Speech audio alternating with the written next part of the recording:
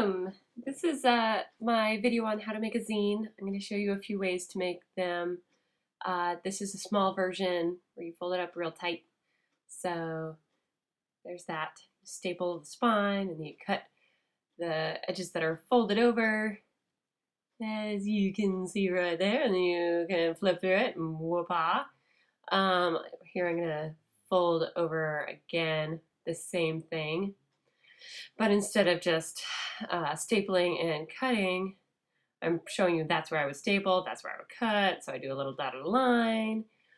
And then I'm going to label everything. So front, back, and then it's going to be a little tight, but I'm going to slip in a little number, page number, so you can see what page is what page, so that I can unfold it again, and then you can see where everything is.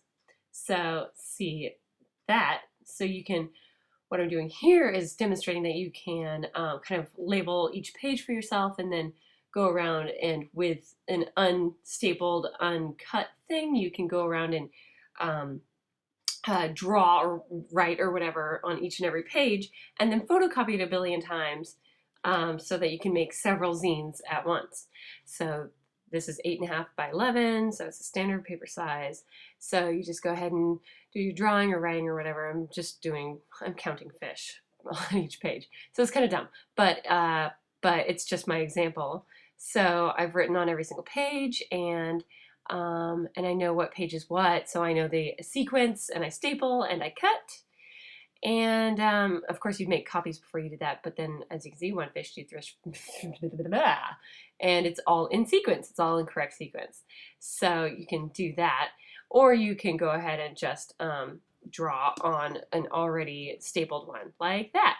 And you know, you'd have to fold it open and everything. But here's the lines, so you can either follow mine or do it yourself. Now that you know how to fold it, you fold lengthwise in the short way, and then fold up from there. And then you can do a larger zine. I've already stapled, and here I go cutting. You don't have to cut down as many sides. Here's a larger one. Boom, just like that. You have 8 pages or 6 pages and 2 covers. Or you can make several and then bunch them all together and make a nice fat big book.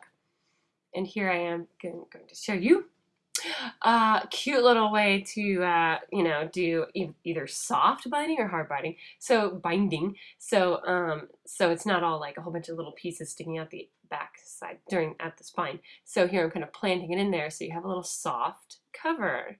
So you can do that, or you can go for a hardcover. And I just took some cardstock from a craft store, so it's like a little harder, and wrapped it around and staple. And you can do better binding than this. I'm cheap and fast.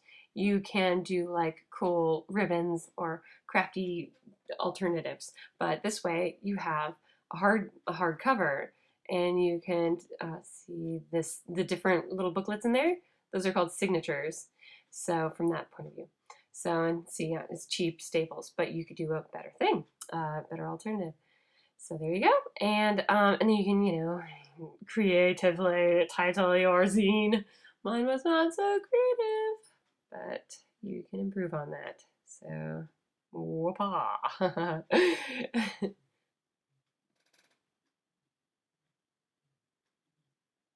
All right, these are the different ways you can use a zine. You can do a little story. You can do a comic book. The Snoopy-Doo.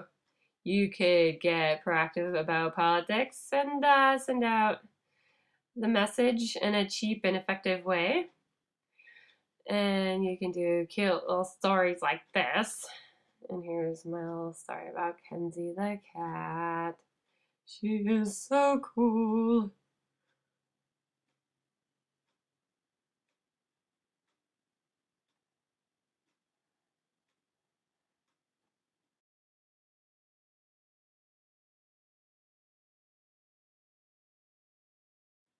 And as you can see here with the Kenzie the cat story, I actually did it in the second style that I showed you, where I wrote out the entire story. I marked the pages first, so I knew the sequence, so I knew what page would go where. And then I folded it up, made copies, stapled and cut, and it was ready. here's my zine again. I've done a rambling, poetic, creative thing. So yeah, my sense of humor. Um, so yeah, you can do a lot of different fun things with zines. You can take them seriously. You could be playful. You can get creative. I didn't do so many illustrations, but you can do zines with thicker paper, so it will hold more, and you can actually do illustrations right on there, and either copy them up and make many, or just make them original, unique one piecers. So here again is the layout. So if you want to refer to it, go back to the still image in the beginning. So thank you very much, and drum roll please. It's your turn. Thanks for watching.